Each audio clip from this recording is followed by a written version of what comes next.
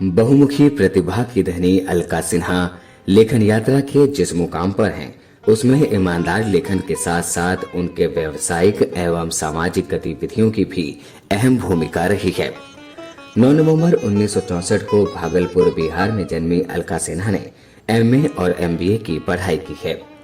वर्तमान में आप भारत सरकार के संस्कृति मंत्रालय के अधीनस्थ राष्ट्रीय संग्रहालय में सहायक निदेशक राजभाषा के पद पर कार्यरत हैं।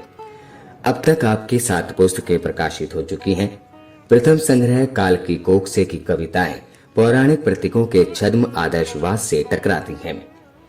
हिंदी अकादमी दिल्ली का साहित्यिक कृति सम्मान प्राप्त संग्रह मैं ही तो हूँ की ये कविताएं स्त्री विमर्श को नया आयाम देती हैं, तो परंपरा ऋतुराज सम्मान प्राप्त संग्रह तेरी रोशनाई होना चाहती हूँ की कविताएं प्रेम के उस कोमल और अनमोल एहसास की पहचान कराती हैं, जिसका अभाव किसी को वैश्य बना देता है तो किसी को सन्यासी।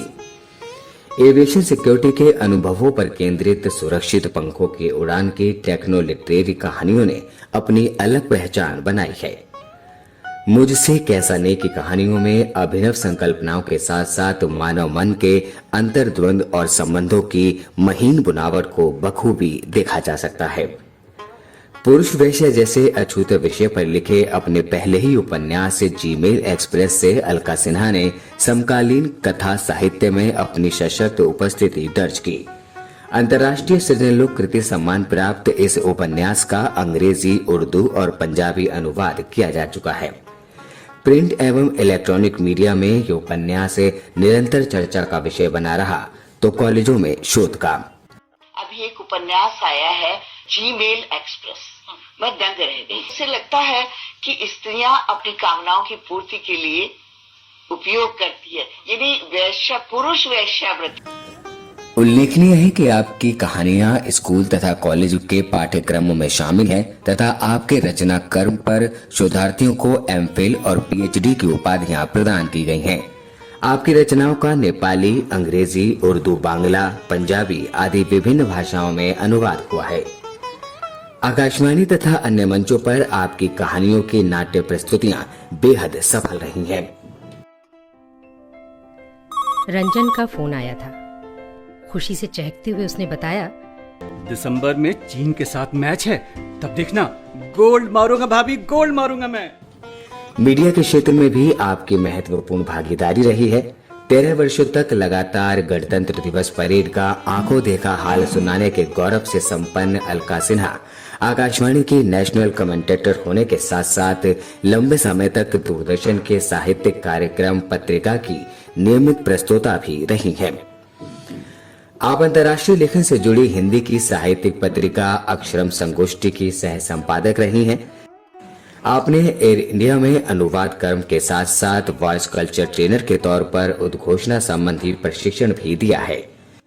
संसद के केंद्रीय कक्ष में संसदीय हिंदी परिषद द्वारा राष्ट्रभाषा गौरव सम्मान प्राप्त करना हिंदी भाषा के प्रति आपके विशिष्ट योगदान को रेखांकित करता है।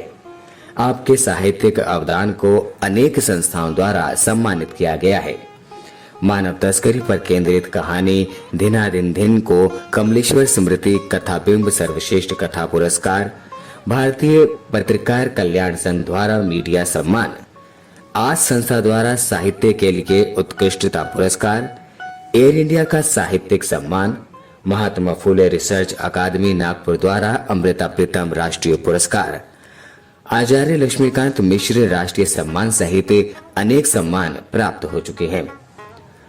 लॉकडाउन के दौरान लोगों को मानसिक अवसाद से दूर कर सकारात्मक दृष्टिकोण प्रदान करने के उद्देश्य से आपने फासलों के दरमियान श्रृंखला के अंतर्गत ऑनलाइन कवि गोष्ठियां प्रस्तुत की। साथ ही कालजयी लेखकों के व्यक्तित्व एवं कृतित्व पर वीडियो निर्माण कर आपने लेखकीय दायित्व का निर्वहन किया। अलका सिन्हा का रचना संसार बदलते समय को बारीकी से पकड़ते हुए अभिनव संकल्पनाएं गढ़ता है। आपकी रचनाएं आदर्शों और मूल्यों से समझौता किए बिना दृढ़ता से खड़े रहने की ताकत देती है। वातायन अंतर्राष्ट्रीय साहित्य सम्मान की आपको बहुत बहुत बधाई।